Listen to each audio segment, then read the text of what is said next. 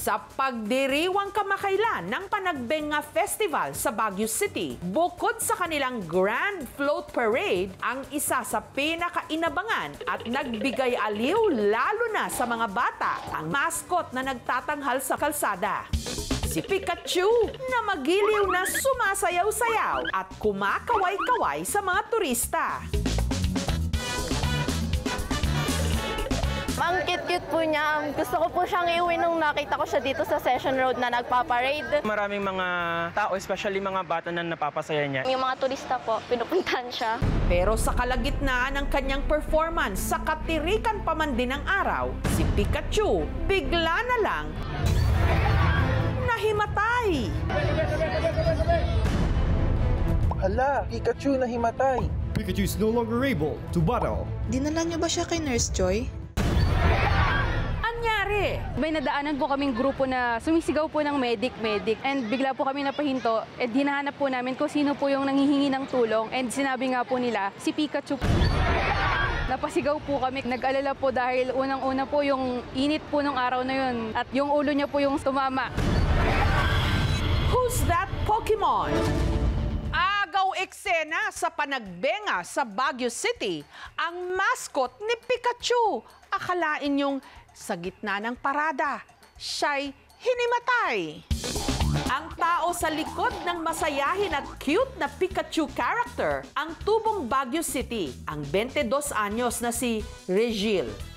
Umaga nitong February 25 nung kinumisyon si Regil na maging isa sa mga mascoteer sa Panagbenga Festival. Mula 6 a.m. po hanggang 9 a.m. suot-suot ko na po yung Pikachu na costume. Since marami pong turista nung parade po na nakakakilala po kay Pikachu, mas kinailangan ko pong mag-exert ng effort para po pasayahin yung mga tao.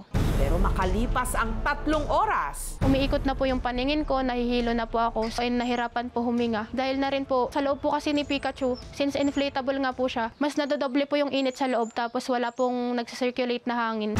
Hanggang si Regil tuluyan ng nag-collapse.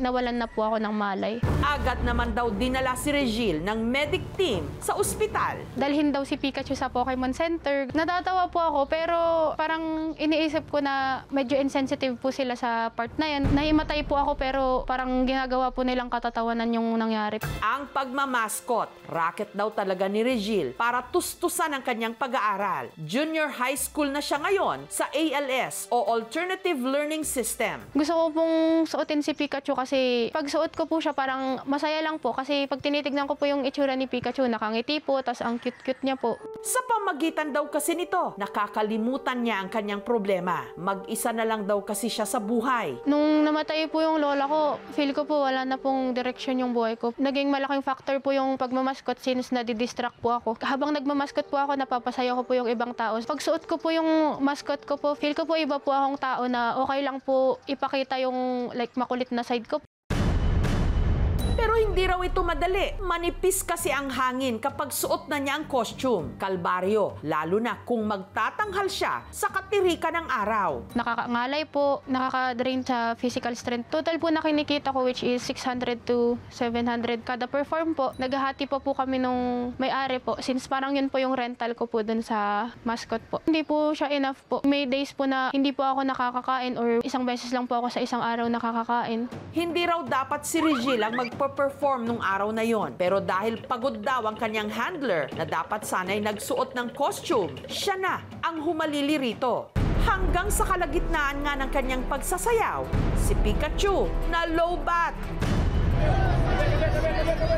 Yung naging findings po sa akin is na over-fatigue daw po ako. Tapos regarding po sa likod ko, may muscle strain daw. Since nga wala po akong pera, hindi na lang po pina-admit. Para makasigurong ayos na ang kondisyon ni Regil, sinamahan siya ng aming team na magpa-check up. Una, mainit nung time na yon. Tapos mainit din sa loob ng mascot, kulang ng hangin. Yung duration ng work niya, which is 3 to 4 hours in a day. Minsan sumusobra pa, madami rin daw kasi siyang hinahabol for school school purposes. Meron din kasi siyang iniinda na back pain. Because of the size and the figure of the mascot, mas mahirap kumilos at gumalaw because of limited movement. Hindi sufficient ang supply of oxygen and airflow. Dapat hydrated siya before wearing the mascot. Dapat before he wear the mascot, nagkaroon siya ng proper suit na hindi siya magiging affected by perspiration. Lalo na pag ang pawis ay papunta sa mata. More oxygen is required and more cooling is needed. Paalala ng mga eksperto, ngayong umiinit ng panahon, mag-ingat, lalo't pwede tayong tamaan ng heat stroke. Pag ikaw ay mabilis magpawis because of heat, manghihina ka. So, dapat proper ang hydration. Tsaka yung tubig, hindi dapat may halo sana. For example, may sugar, lalo tayong mag-uuhaw niyan eh. So, hanggat maaari sana yung plain water.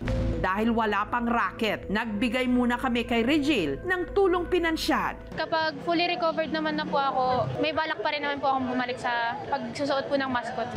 Ngayong tag-init, siguraduhing laging malakas at hydrated. Dahil kahit paakala mo, meron kang superpowers. Wala yang panama sa nakakakuryenteng init ng panahon.